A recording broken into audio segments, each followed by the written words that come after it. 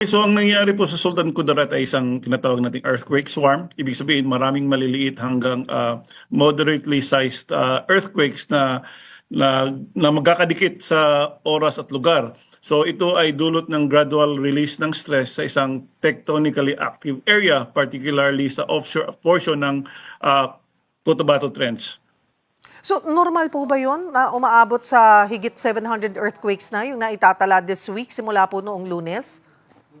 Yes, this may happen from time to time, especially in a tectonically active area. We had one of these swarms in Santa Catalina in Ilocos Sur last December 2024 and another one last December 2025 in Masbate. So marami talaga yan kapag meron tayong earthquake swarm.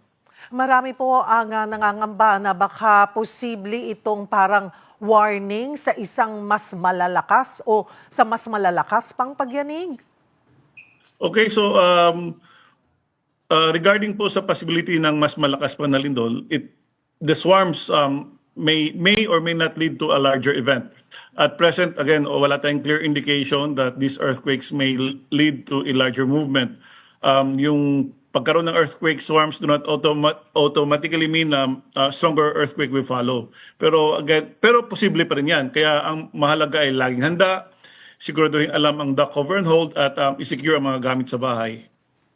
Posible po ba yung banta rin ng tsunami anumang oras kapag nagtuloy-tuloy pa ito? At present, wala tayong nakikitang tsunami threat based doon sa mga naitatalang lindol. So ang magnitude nito ay hindi naman karaniwang nagdudulot ng destructive tsunami. Kadalasan yung tsunami ay na-associate natin with a large magnitude earthquake na shallow na nasa dagat. So again, right now yung mga earthquakes na naitala natin, magnitude 5.2 ang pinakamataas, hindi po yan makapag-generate ng tsunami. Mga hanggang kailan po kaya nila ito mararanasan?